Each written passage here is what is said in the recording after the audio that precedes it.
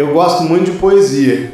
Vocês gostam de poesia? Também é uma forma muito bela de divulgar o Espiritismo e de tocar os corações. Os nossos companheiros que estão aqui, que nos acompanharam na caravana da fraternidade aqui pelo Rio, durante a Páscoa desse ano, certamente vão recordar de uma poesia de Vicente de Carvalho. E nesses versos que ele intitulou Velho Tema, ele nos diz que só a leve esperança em toda a vida disfarça a pena de viver, mais nada. Nem é mais a existência resumida que uma grande esperança mal lograda, o eterno sonho da alma desterrada, que atrás ansiosa e embevecida é uma hora feliz, sempre adiada, que não chega nunca em toda a vida. Essa felicidade que supomos, árvore milagrosa que sonhamos, toda riada de dourados pomos, existe sim, mas nós não alcançamos, porque está sempre apenas onde a pomos, e nunca a pomos onde nós estamos. Esses versos reflexivos e verdadeiros nos remetem a esse exercício de colocarmos a felicidade onde nós estamos.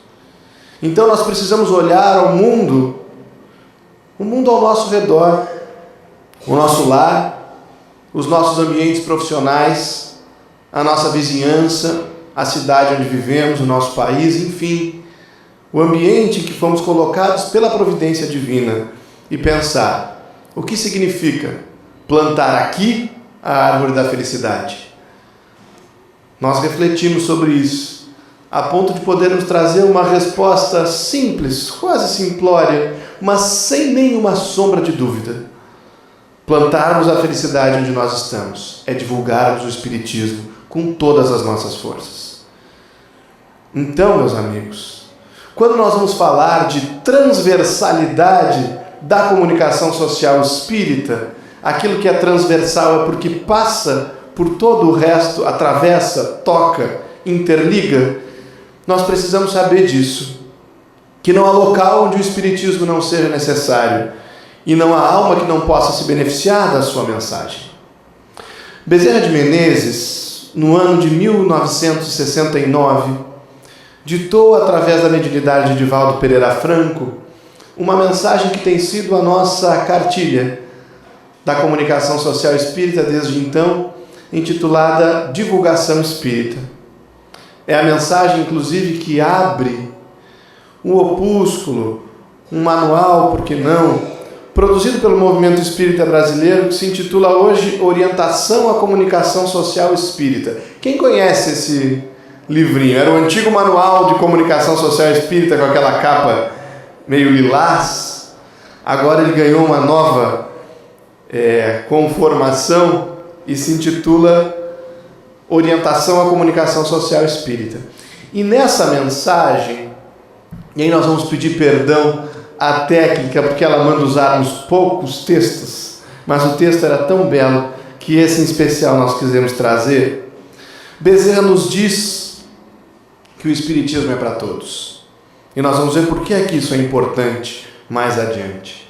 Diz ele que o Espiritismo serve para os melhores, ou seja, para aqueles que vão mais adiante na caminhada evolutiva, para que eles não se percam, para que eles não cansem, para que eles não se desvirtuem, porquanto nós sabemos que o perigo pode estar na última milha.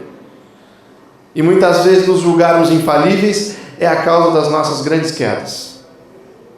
Mas ele diz que o Espiritismo também serve, aspas, aos piores, quando ele se refere àqueles que seguem na retaguarda da trajetória de ascensão, os mais vinculados às mazelas humanas, aos vícios de toda a sorte, porque o Espiritismo vai resgatar o espírito da carne, vai vivificar, ele vai devolver a esperança, ele vai evitar suicídio, ele vai evitar aborto, ele vai salvar casamentos de todos aqueles, mesmo que se encontrem em condições mais difíceis. Diz ele que o Espiritismo serve àqueles que se encontram no crepúsculo da existência, mais idosos, se aproximando do retorno à pátria espiritual, porque é ele que vai trazer segurança e tranquilidade para cruzarem a fronteira da vida física, tanto quanto serve para os infantes, que precisam de uma diretriz segura de educação, justamente na fase mais fértil da construção dos hábitos, uma vez que Kardec nos diz que educação é o conjunto de hábitos adquiridos. Questão 675A do Livro dos Espíritos. Vamos ver ainda que o Espiritismo serve a moços e velhos, que o Espiritismo serve a evoluídos e a retardatários da evolução. Então, quem ficaria de fora? Ninguém. Todos precisam do Espiritismo. Mas a pergunta é, mas nós podemos divulgar o Espiritismo da mesma forma para todos? O que é que vocês acham? Podemos ou não podemos? Sim ou não? Não. Há alguma coisa que não é assim tão moderna em comunicação social, que se chama segmentação de público. Eu preciso conhecer o meu público-alvo para poder divulgar a mensagem espírita da maneira mais adequada. O modelo e guia da humanidade é Jesus. Então o modelo e guia de comunicador tem que ser quem? Jesus. O que é que ele fazia? Ele se valia de veículos múltiplos, sempre adequados à realidade das pessoas que o cercavam, e se valendo da oportunidade que se apresentava naquele instante para poder divulgar. Vamos transpor isso para as áreas do nosso centro espírita. Que atividades nós temos no centro espírita? Quem me ajuda? Vamos lá, fale bem alto para eu ouvir daqui. Evangelização, a assistência e promoção social espírita, o atendimento espiritual no centro espírita, passes, palestras públicas, irradiações, estudo sistematizado da doutrina espírita, estudo aprofundado, reuniões mediúnicas, a evangelização de jovens, da criança. Tudo isso acontece. E isso fez, essa complexidade de atividades, fez com que nós, de alguma forma, nos distanciássemos. Cada um no seu quadrado. Cada um no seu departamento. Mas o que é que a infância e juventude está fazendo hoje? Não sei. Eu trabalho no passe. Quando é que ocorrem as reuniões mediúnicas na casa? Eu não sei. Mas você não sabe, você não está aqui trabalhando há 15 anos? Estou. Não, mas eu trabalho com assistência e promoção social espírita. Eu sou do SAPSE. O nosso orientação ao centro espírita, todos devem conhecer aquele livrinho verde que o Conselho Federativo Nacional, a Federação Espírita Brasileira encaminham como orientação, como sugestão às instituições espíritas. Ele é construído por consenso das 27 federações espíritas estaduais e, portanto, das instituições por elas representadas. E lá nós vamos encontrar essa conclusão, ao falarmos sobre as diversas áreas do centro espírita, que nos diz: as eventuais divisões das atividades e reuniões em áreas, setores ou departamentos não devem ser impeditivas ou complicadoras para um trabalho integrado, devendo-se pensar no centro espírita como um todo. Então é a boa e velha teoria dos sistemas que tem por base esta máquina, o nosso corpo físico. Eu observo que os braços têm as suas funções. Eu observo que a cabeça tem a sua função, as pernas, o tronco, os órgãos, o coração.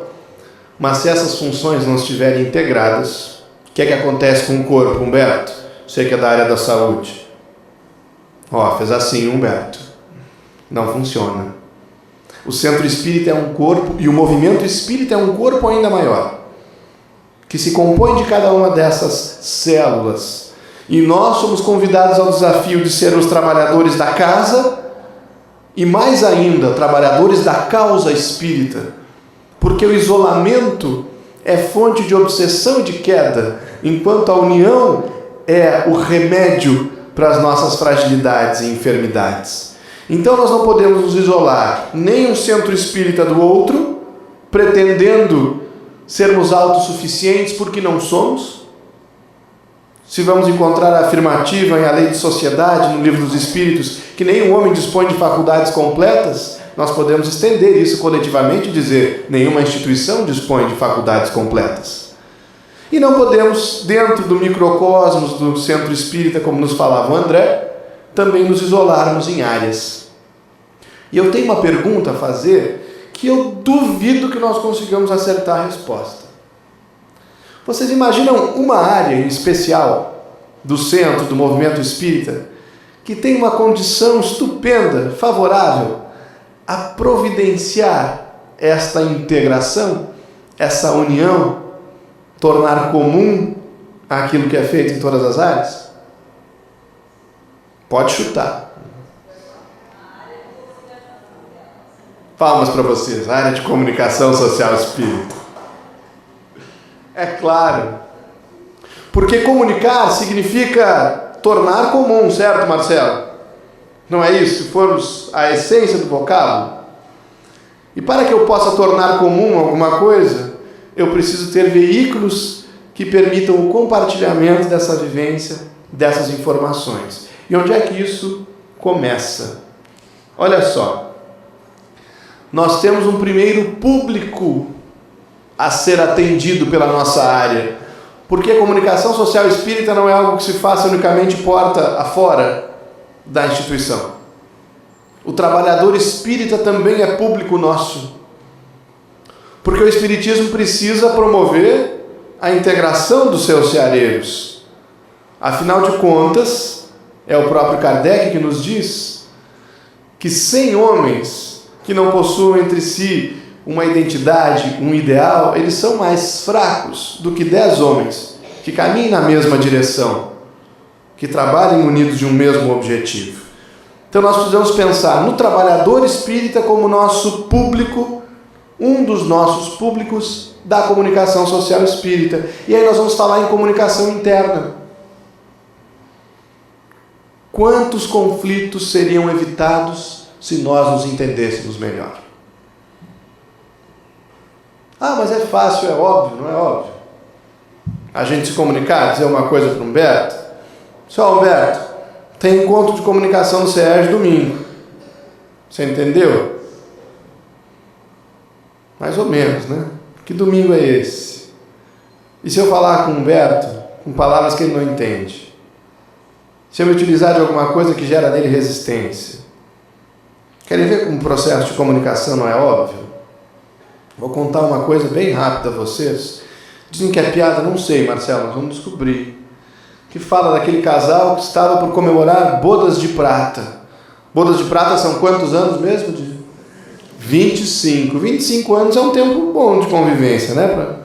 Para um casamento, assim. E o querido chegou para a querida e disse a ela: querida, eu quero ganhar um presente muito especial agora. O casal ia muito bem financeiramente, inclusive. Eu quero um presente que seja metálico, pode ser branco ou vermelho, e vai de 0 a 100 em poucos segundos. E deixou, né? Pois é. Os dias se passaram, eis que chega a manhã do aniversário de casamento, e a querida chega para o querido com uma caixa.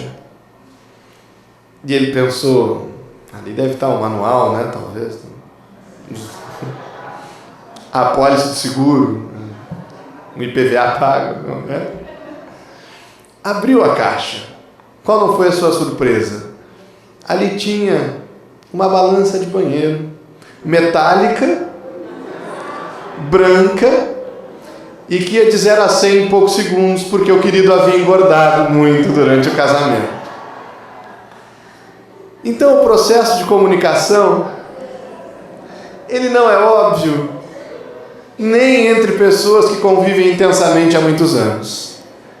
Ele é sério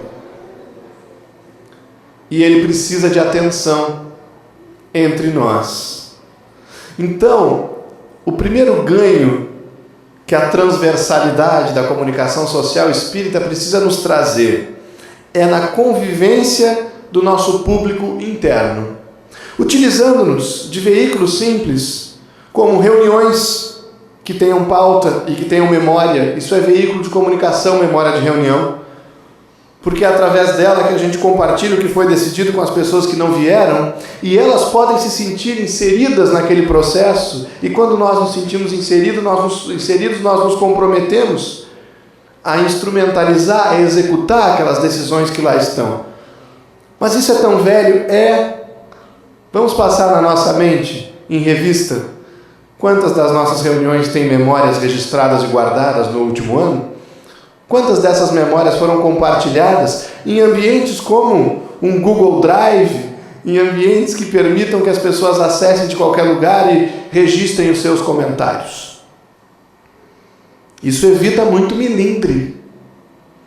Isso evita muita gente dizendo, não sei o que foi decidido, não vou fazer. E é um mecanismo simples. Essa comunicação interna, ela precisa de alguma coisa que alcance um e outro. Então, grupos de e-mails institucionais. Vou trazer um exemplo do que nós estamos vivenciando lá hoje. Cada instituição espírita no nosso estado, ela passou a ter um e-mail @fergs, que é o nome da nossa federativa, como se fosse @CERJ aqui. E todos esses e-mails, em número total de 800, eles foram concedidos gratuitamente pela plataforma Google. Mas o e-mail é @fergs. Só que o que acontece? Cada casa recebe o seu quando se capacitou para a utilização dele, a política. Ele recebe a sua senha, mas quem domina o e-mail é a federativa, de modo que se o dirigente desencarna, foge, vai embora, se obsidia, aquele histórico acontece, né? Aquele histórico de comunicação da casa com os seus trabalhadores, com os seus departamentos e com a própria federativa, ele está resguardado. E aquele que vem depois, e aqui nós precisamos lembrar que João Batista também era um excelente comunicador ao preparar o cenário vindouro, quando ele foi endireitando as veredas do Senhor, preparando o trabalho do Cristo. Nós também precisamos, como bons comunicadores, falando ainda do nosso público interno, que é o trabalhador espírita, deixarmos aqueles que vêm depois todas as informações que pudermos. E aí estão as nossas caixas de e-mails, as nossas memórias de reunião, como falamos, até o arquivamento de correspondências, que hoje em dia não precisa mais ser físico. Um celular já serve para tirar uma foto de um documento e a gente guarda isso num computador ou num ambiente virtual gratuito que todo mundo pode acessar. Então são algumas coisas simples para poder manter nos dias de hoje um cenário como este cenário descrito na obra Paulo Estevão, que bem poderia ser o contexto de um centro espírita. Quando ele nos fala das reuniões dos cristãos primitivos e diz: vivia-se ali um ambiente de simplicidade pura, sentindo-se todos unidos por soberanos laços fraternais. As assembleias eram dominadas por ascendentes profundos do amor espiritual. A solidariedade estabelecera-se com fundamentos divinos. As dores e júbilos de um pertenciam a todos. A comunicação é pressuposto da fraternidade. Eu não posso ser fraterno se eu não sei o que acontece com o meu irmão. Eu não posso ser solidário se eu não descobrir o infortúnio. E quando Emmanuel nos fala na mesma obra que a marcha para o Cristo se faz por fileiras, e todos deveremos chegar bem, embora aqueles que venham a se desgarrar devam chegar bem por conta própria. O nosso dever é, tanto quanto possamos, manter a fileira. E a fileira precisa comunicar-se para ser mantida. Então, comunicação é tarefa de todo e qualquer trabalhador espírita, principalmente daqueles que lideram tarefas, que lideram equipes. Mas esse público do qual nós falávamos, é claro que ele não é só o trabalhador espírita. Ele também tem um público que dizemos misto, que é aquele pessoal que já frequenta o centro espírita, mas que ainda não está engajado em um grupo de estudo, não tem tarefas, mas ele convive naquele meio. E temos um público externo, assim podemos dizer, que é aquele que ainda não alcançamos e que tanto nos desafia, remontando aqui aos dados do censo do IBGE 2010. A sociedade em geral. Porque nós vamos encontrar no capítulo 20 do Evangelho segundo o Espiritismo, o nosso Evangelho de 150 anos no ano que vem, o trecho A Missão dos Espíritas, ditado por Erasto, onde ele vai nos dizer: ide e pregai, relembrando a conclamação do Cristo, fala-nos a buscarmos as populações sedentas, a buscarmos mesmo os indiferentes, os refratários, em harmonia com aquele público-alvo que Kardec vai nos trazer lá no capítulo 3º do Livro dos Médiuns, quando fala do método e fala dos tipos de adeptos e dos tipos de incrédulos. Lá está todo mundo que a gente precisa alcançar. E aqui nós vamos ver que essa sociedade em geral, ela também faz parte da nossa grande causa. Porque a missão é dos espíritas. Eu pergunto a vocês, quem é comunicador espírita aqui? Levante a mão. Olha, medindo em estatística, deu 18,72% do público presente reconhece-se como comunicador espírita. Muito bem. Mas o título do Evangelho, da lição que estamos relembrando, é missão de quem? Dos espíritas. Não é missão do comunicador espírita? Não, é missão dos espíritas. E ele diz: ide e pregai, marchai. Será que alguém de nós está excluído desse convite e dever? Dessa oportunidade, bênção? Então eu volto a perguntar: quem é comunicador espírita? Quem está compromissado com isso? 99,8%, excluindo alguém que a nossa fala já tenha feito dormir.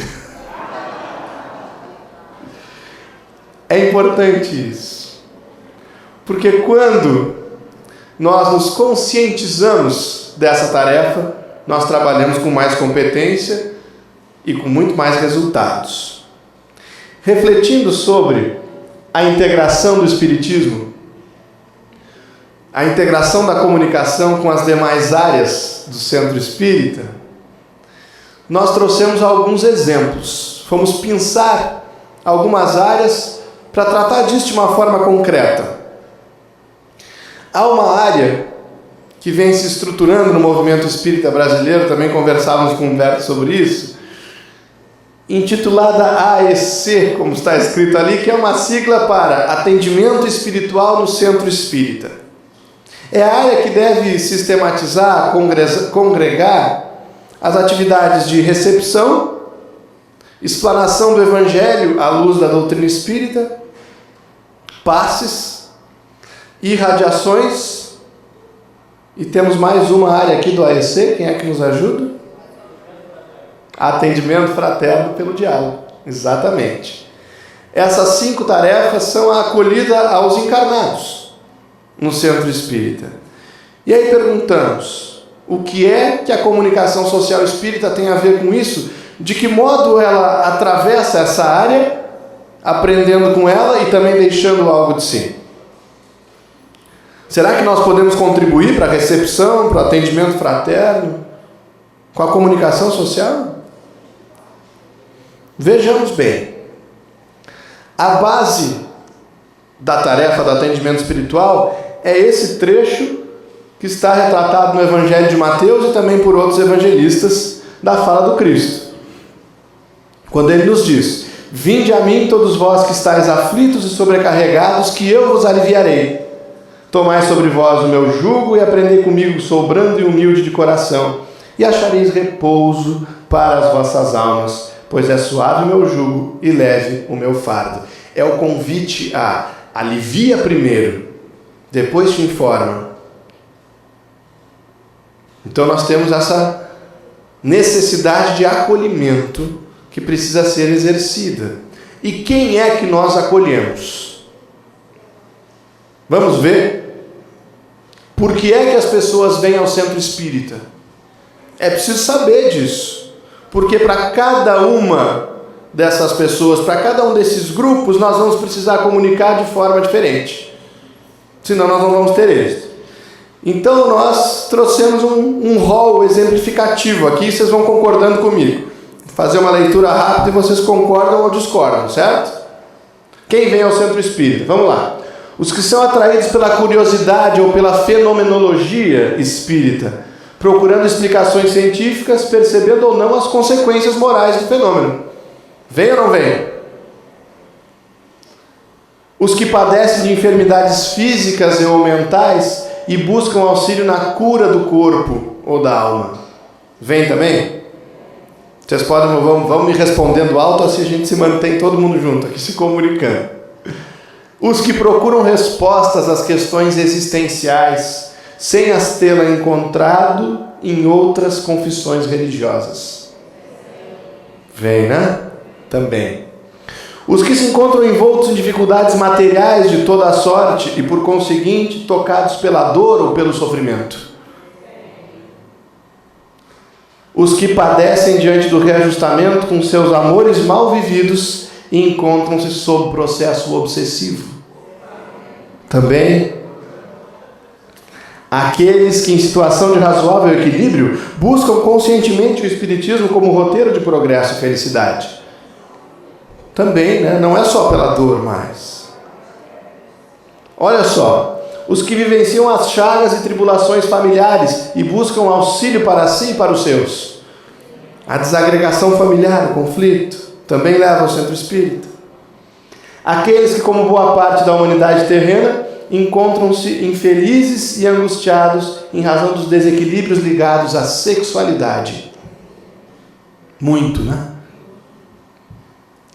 Os que se encontram vivenciando eclosões mediúnicas. Também. Nossa, um gabaritando aqui, né?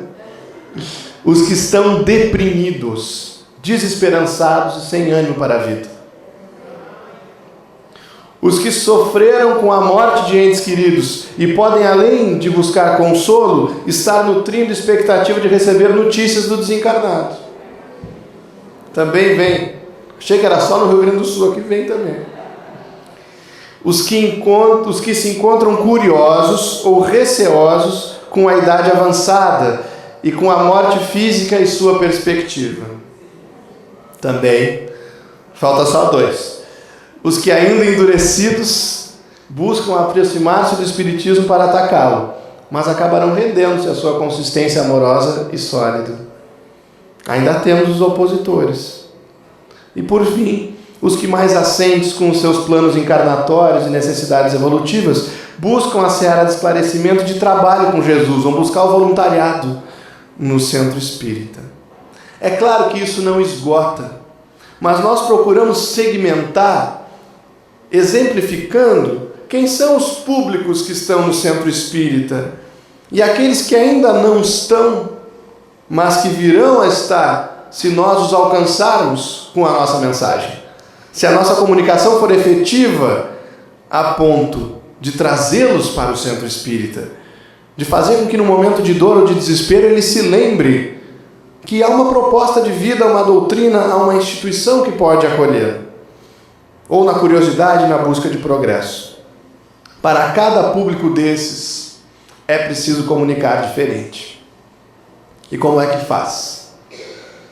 Se essas são as pessoas acolhidas pelo atendimento espiritual no centro espírita, eu preciso fazer o seguinte: sem vulnerar o sigilo do atendimento fraterno, eu fazer pesquisa e identificar a realidade do meu centro espírita, qual é a grande incidência de pessoas que estão frequentando. Eu preciso mapear a minha vizinhança. Eu preciso saber como é o público que está sendo assistido ou usuário da assistência e promoção social espírita.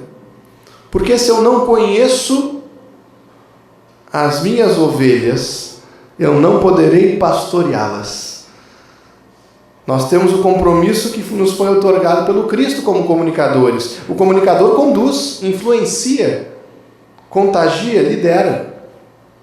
Ninguém duvida que a mensagem do Marcelo, numa entrevista na Rádio Rio de Janeiro, vai influenciar a vida de alguém lá em Nova Friburgo. Então nós vamos vendo que depende de pesquisa e planejamento. Isso não custa nada. Não precisa ter dinheiro para isso. Tem instrumentos simples, mas que vão nos permitir mapear quem é o público que está sendo atendido pela casa, para então prepararmos linguagem adequada, veículos que funcionem. Aí eu estou numa comunidade extremamente carente, vulnerável, e vou me valer só de Facebook, será? Não, eu preciso de alto-falante. Eu preciso fazer evento de cidadania lá, porque as pessoas ainda não vão no centro espírita. Porque as pessoas imaginam que o espiritismo é coisa do diabo, é coisa do demônio. E elas não vão descobrir isso pelas nossas palavras, e sim pelo nosso testemunho junto da comunidade. Então, onde eu não posso entrar com o conteúdo doutrinário diretamente, se eu identifiquei que esse público está próximo de mim e pode ser atendido pela minha instituição, eu preciso estar lá com a ação de cidadania, com a prática da caridade, com a participação na sociedade, que é uma diretriz do movimento espírita nacional. Então, isso é só um apanhado, falando um pouquinho do atendimento espiritual no centro espírita, mas nós vamos mais adiante, né? Aqui nós temos uma sugestão também metodológica, que são os estudos de caso conjuntos, em que nós podemos reunir áreas do centro ou do movimento espírita em reuniões de trabalhadores, em encontros de capacitação como esse, em que eu vou ter representantes das inúmeras áreas e vou colocar situações hipotéticas. Um dos casos que nós já trabalhamos com o movimento espírita do Estado é a situação: há um centro espírita em uma comunidade extremamente populosa, marcada por problemas de violência doméstica e dependência química. Esse centro espírita tem um público cada vez maior. A sua recepção não tem dado conta de informar as pessoas sobre as atividades da casa. E a partir disso nós começamos a extrair perguntas. De que forma a comunicação social espírita pode otimizar o trabalho da recepção?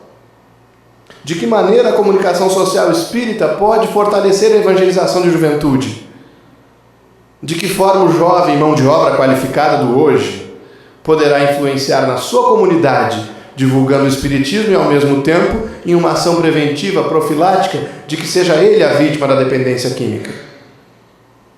Então só aqui a gente tem 3 perguntas que estão ligadas à comunicação e é um problema sistêmico do centro espírita.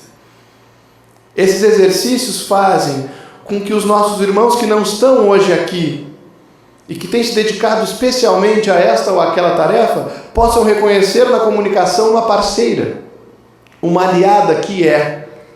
A nossa atividade como comunicadores é a de servir a todas as áreas do centro espírita, porque o público do centro espírita está distribuído nelas todas. Mas nós temos a condição de qualificar, de fortalecer todas as tarefas do centro espírita. Porque o processo de comunicação é da convivência humana. Onde há gente, a convivência é melhor se a gente se comunica.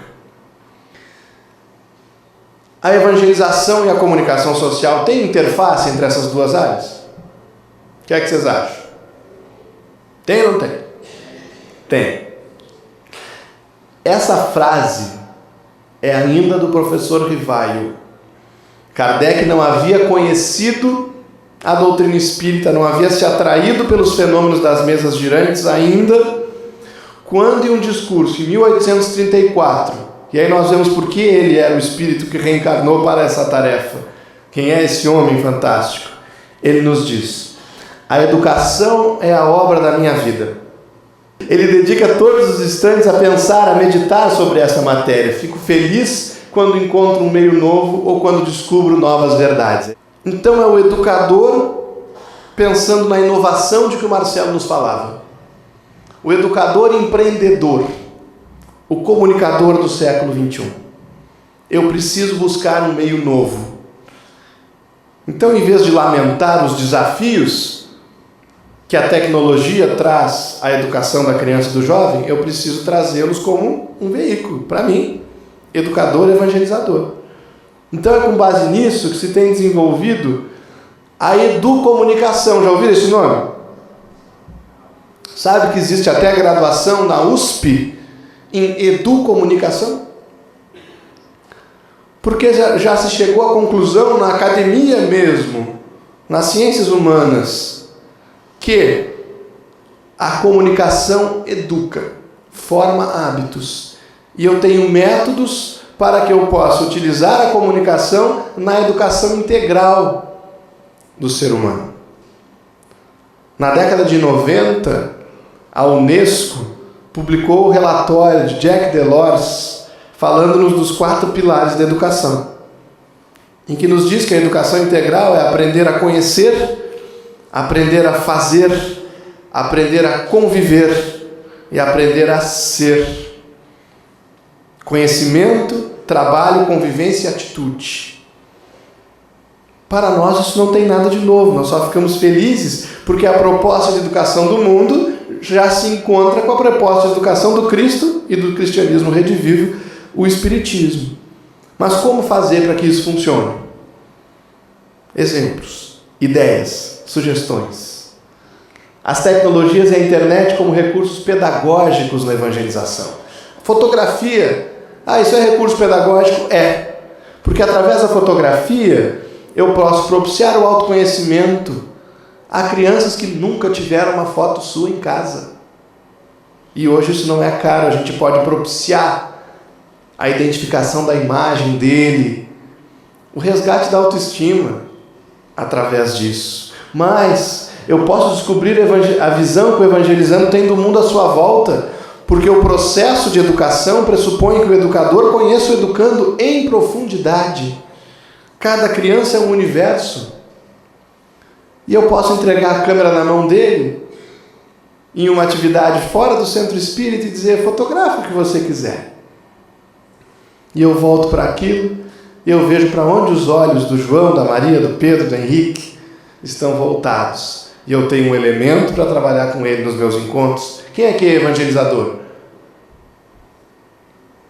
Humberto de infância agora, né? Voltou. Pois é. A interação com o próximo, fotografe a turma e utilize isso, porque esse senso de pertencimento, de coletividade sadia, é que vai se opor ao pertencimento social da criança que está inserida no tráfico, da criança que está inserida na prostituição, da criança que está inserida no crime. Opa, existe um outro grupo a que eu pertenço. A foto ajuda nisso, na identidade coletiva e positiva dos nossos grupos espíritas. Fotografe o meio ambiente. A imagem sensibiliza muito e por vezes comunica mais do que muitas palavras. E com isso eu posso ir sensibilizando para aquela consciência de que o André nos fala de maneira repetitiva e necessária, que é a consciência de proteção do orbe do planeta. E é tão difícil às vezes eu despertar essa consciência em uma criança que não tem nem água encanada em casa. Eu dizer que ela tem que cuidar dos rios. Mas como a lei de Deus está gravada na consciência, eu mostrando imagens da criação, eu tenho mais um veículo para isso. Exemplo de como usar fotografia, ferramenta de comunicação, na educação infantil. Câmera de vídeo. Pode ser velha a ideia, né? Mas por que ela funciona? Por causa disso. O que é que os nossos jovens assistem na televisão, quando eles vão ver a novela, né? Um determinado modelo físico que sugere beleza. Então ele não pode ser belo se ele não se ajusta àquele padrão. eu vejo um modelo de sucesso estimulado como sendo a conquista materialista. Então está lá. Uma pessoa bem-sucedida, o que é que vem na nossa cabeça? Pode falar. Rico, que tenha um bom carro, uma boa casa, um bom emprego, um bom salário, férias, é bem-sucedido. Aí nós vamos falar de Ivone do Amaral Pereira. Será que ela teve uma encarnação bem-sucedida?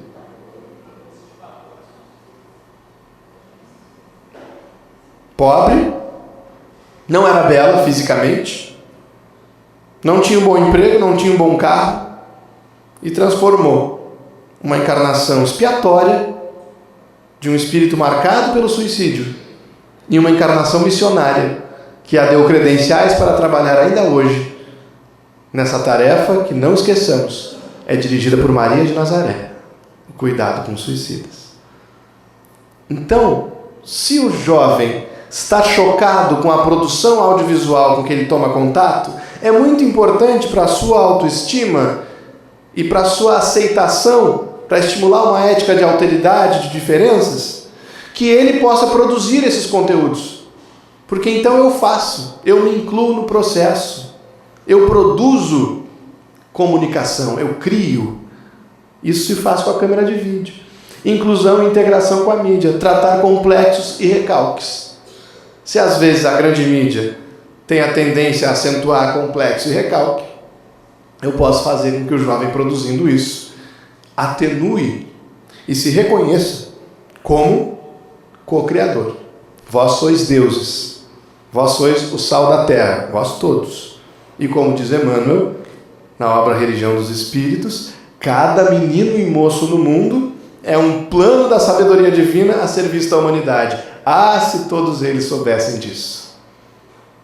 Quanto crack não consumido, quanta vida ganha.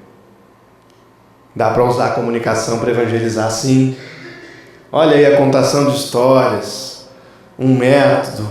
Aqui houve uma união entre comunicação e evangelização. E há alguma coisa importante. As nossas federativas, normalmente elas têm utilidade pública. Certo, Humberto? E se não tem, podem conquistar. Assim como muitos dos nossos centros espíritas, pela natureza do serviço que prestam. E tendo utilidade pública e mais alguns outros requisitos, nós podemos receber destinação de recursos, destinação inclusive de bens da Receita Federal do Brasil, sem nenhum tipo de vinculação ou interferência nas nossas atividades. Então a gente vai lá e se credencia, e entra alguma coisa que pode nos ser útil pelo nosso cadastro, e lá nós recebemos um ônibus. E esse ônibus então foi utilizado como um veículo de comunicação e adesivado com personagens de contação de histórias infantis. Ele pode ir a comunidades carentes, porque ele é um ônibus livraria, e ele também serve para transportar a equipe federativa ao interior do estado, de modo que onde ele vai chamando a atenção. Mas se nós tivéssemos posto no ônibus apenas Fergs, iam achar que era um erro de grafia da Fiergs, que é a Federação de Indústrias do Rio Grande do Sul. Aqui deve ser Fierge, né? Pois é. Então nós vamos pensar, qual é o objetivo desse veículo? O que ele precisa alcançar? Nós queremos alcançar educadores, crianças e jovens. Muito bem. Então vamos tratar disso. E aí está. Se a comunicação não tivesse comparecido nesse momento para uma ação simples, talvez o investimento do recurso houvesse sido perdido ou muito mal utilizado, porque a gente não pensou no público-alvo para quem ia comunicar. Está aí. A questão das redes sociais, nessa prática de transversalidade e ainda no processo de educação com os evangelizandos. Está lá, conhecendo e evangelizando os elementos do processo de ensino-aprendizagem. Eu entro no Facebook do meu evangelizando, vou saber contexto familiar, o contexto social, os gostos, as preferências, o que é que ele está fazendo. Está lá. Eu vou estar presente através de chats, não tem mais MSN, mas tem Skype, Facebook, Messenger.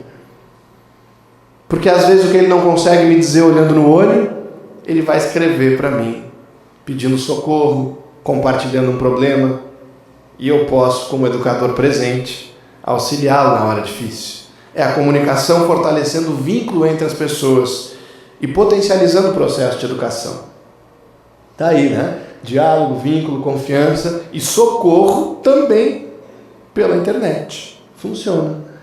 Se nós andarmos mais um pouco, ações editoriais voltadas para a juventude espírita, a utilização da mão de obra da juventude no centro espírita. Parece velho isso que o André nos falava hoje pela manhã, né? Mas há um censo, estatística, concluído pelo movimento espírita brasileiro, que mapeou a nossa juventude. E eu vou fazer de novo uma pergunta daquelas impossível de acertar. Qual a área de trabalho no centro espírita que é a preferência do jovem? Hein? A comunicação. E aí eu pergunto a vocês, alguém aqui tem trabalhador sobrando na área de comunicação? Não. Para nós falta mão de obra. Para o jovem sobra evasão, porque ele se desinteressa. Mas ele gosta de comunicação e tecnologia. Alguma ideia? Será que dá para juntar isso? É claro que dá. Então a sugestão que se tem aqui, também de trabalho implantado, é a criação de núcleos, porque o trabalhador jovem ele precisa do mesmo que o trabalhador adulto: treinamento, capacitação. Núcleos de comunicação social espírita para a juventude, quem sabe, na própria área. Cadê a Regina, nossa diretora? Ela anda por aí. Quem sabe capacitar jovens aqui no CERJ, lá no Centro Espírita também, para trabalharem na comunicação social espírita.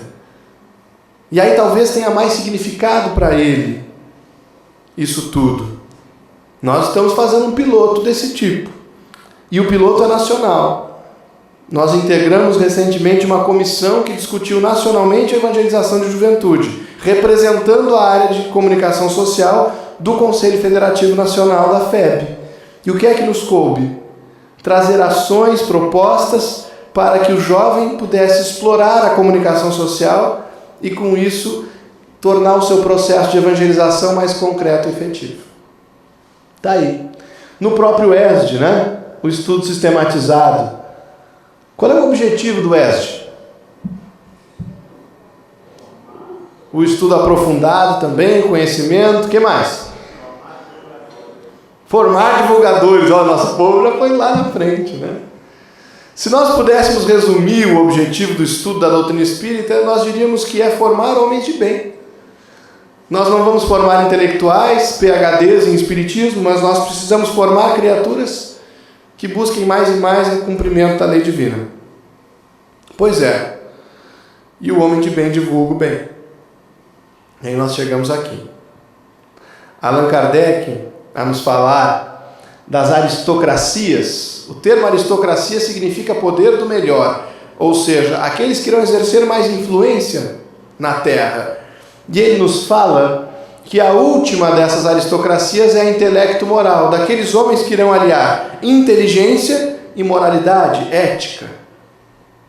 E nos diz o seguinte: será a última aristocracia e que será a consequência, ou antes, o sinal do advento do reino do bem sobre a terra. Chegará muito naturalmente pela força das coisas, quando os homens dessa categoria forem bastante numerosos para formarem uma maioria imponente. Não tem mágica. Regeneração não se faz de um dia para o outro ou por decreto. Se faz pelo aumento do contingente de homens de bem na terra. Então nós precisamos ter facilitadores, monitores, como quer que chamemos, de estudo, com essa consciência. Eu estou aqui para formar homens de bem e divulgadores da doutrina espírita, porque mesmo que a pessoa não venha desenvolver grandes habilidades comunicativas, Paulo nos conclama a sermos cartas vivas do Evangelho. Não há comunicação mais forte do que a minha vida. E nós temos testemunhos diários disso. Quantas vezes comunicamos o Espiritismo em silêncio, calando diante de uma ofensa? E as pessoas que estavam à volta, no momento ou depois, vieram querer descobrir de onde veio aquela postura. E aí nós podemos dizer, é do Espiritismo. Quantas vezes as pessoas tímidas vão dar os seus testemunhos também no dia a dia? Então, a consciência que nós adquirimos hoje aqui, ao respondermos, eu sou o comunicador espírita, precisa ser desenvolvida nos grupos de estudo. Aí a integração de áreas. Porque eu preciso planejar os meus encontros de estudo, as minhas aulas, como quer que seja, considerando que eu tenho esse objetivo. A comunicação em ação social. O que é que disse o censo? Estamos muito bem entre as classes mais pobres? Sim ou não? Não. Vai mal a divulgação nesse aspecto. Pois é. O que fazer?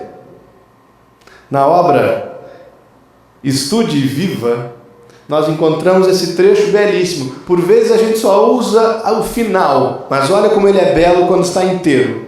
A dizer-nos, lembra-te deles, os quase loucos de sofrimento, e trabalha para que a doutrina espírita lhes estenda socorro oportuno.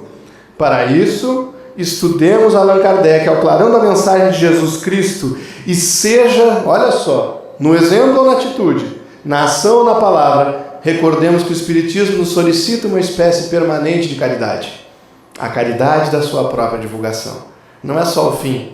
Ele começa dizendo, lembra-te deles, os quase loucos de sofrimento. Ele é para os simples. É para todos. E se nós não estamos atingindo a todos, é porque há ainda alguma coisa que não encontramos. O jeito certo. Não acertamos a mão. Não segmentamos o público, porque eu não divulgo para a comunidade em vulnerabilidade social, da mesma forma que eu divulgo para o intelectual na universidade, que eu divulgo para o médico, para o advogado. Não. Então eu preciso me utilizar de veículos simples e de ações adequadas. E simples, já dissemos, não é simplório, não é mal feito. Às vezes dá muito mais trabalho a gente fazer alguma coisa que efetivamente comunique.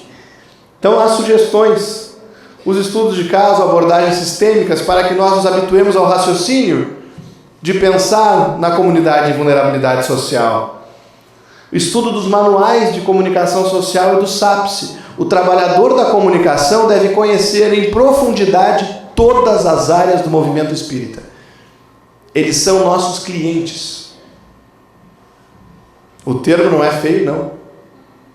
O pessoal do SAPSE é nosso cliente. O DIGE é nosso cliente. O ESD é nosso cliente. Por quê? Porque eu preciso trabalhar com eles a construção de campanhas, de ações de comunicação concretas. Comunicação visual e impressa, linguagem simples e atraente. Isso não é novo para ninguém. Linguagem rebuscada afasta.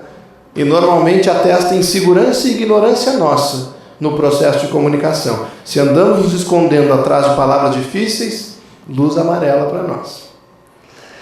Realização de eventos em comunidades carentes, cidadania e comunicação social, já falamos. Precisamos ir em busca do infortúnio, estar junto das pessoas. E aí nós vamos adquirir confiança e credibilidade para convidar. Venha ao centro espírita. Nós não somos coisa do demônio. Não. Produção de veículos voltados à população em carência socioeconômico, moral e espiritual, como está na orientação ao centro espírita. Então aqui, amigos, nós trouxemos uma palhinha e também uma provocação, um despertamento do quanto a nossa área é bela, de todos os potenciais que nós temos para explorar nela e nos dedicarmos a ela, buscando também a interação com as demais áreas. Encontros estaduais de trabalho, esse aqui é um encontro de comunicação social espírita, muito bem. Quem sabe nós vamos mais adiante daqui a pouco e vamos pensar em um encontro de um determinado tema, em que todas as áreas se reúnam ao redor disso. Não é para haver fusão ou confusão, né, Humberto, entre áreas, mas integração de trabalho em torno disso. Temos alguns casos. Encontro estadual em maio de 2012. O tema, o Centro Espírita e seus desafios, para trabalhadores de todos os departamentos. Não cabe todo mundo, tem internet, tem isso, aquilo, aquilo outro. Paciência, não vem algum contingente, depois vem o outro. E essas oficinas são feitas 2 a 2. Com quem que a comunicação vai trabalhar dessa vez? Com o SAPSE. Na outra, né? Aqui nós tivemos um encontro comunicando-se para melhor servir. A chamada era a frase de Emmanuel, em breve notícia, abertura de Paulo Estevão: sem cooperação não poderia existir amor, e o amor é a força de Deus que equilibra o universo. Aqui nós estudamos comunicação aplicada a todas as áreas do Centro Espírita, em oficinas separadas, temáticas como tivemos hoje. Pode ser que funcione. Educação, caminho para a plenitude. Aí nós trabalhamos a comunicação ligada à gestão do Centro Espírita. Porque o uso de ferramentas de comunicação torna a gestão mais efetiva, mais eficiente, produz mais. Então, queridos, tudo isso nós trouxemos aí com essas frases fortes do Cristo e de Bezerra, né? Dá conta da tua administração, e todos nós somos administradores das nossas próprias vidas, e sem comunicação não teremos caminhos. E para guardarmos conosco na nossa despedida, nós queremos relembrar o porquê que nós estamos fazendo tudo isso. Porque nas horas difíceis, né, Cris? Nas horas em que o travesseiro é companheiro, nos momentos de solidão naturais daquele que se dedica ao trabalho na seara espírita, nos momentos de incompreensão, naquela hora em que a gente assumiu uma tarefa e tudo ao nosso redor se tornar difícil, a gente precisa saber por quê. E esse porquê precisa ser forte. Humberto de Campos, na obra Boa Nova, diz-nos que talvez o vulto mais impressionante de toda a saga do Evangelho fosse a imagem de Maria aos pés da cruz. Diz ele que pelo coração daquela mãe devotada, daquela mulher extraordinária, devia passar uma quantidade tão grande de sentimentos, porque ela deveria recordar ali de Jesus bebê, no seu colo, mamando, Jesus menino, criança, enchendo a casa de alegria. Era só ela se descuidar que ele trazia um malfeitor para casa e estava ali ajudando, dialogando. Ia ter com os bandidos, ou então ia ensinar aos doutores da lei no templo. Que criança boa é essa! Jesus jovem, humilde, trabalhador como o pai, na marcenaria de José. Jesus amigo, Jesus fiel, e imaginando que nada havia feito aquele filho seu para estar naquele instante padecendo de sofrimentos tão graves e tão extremos.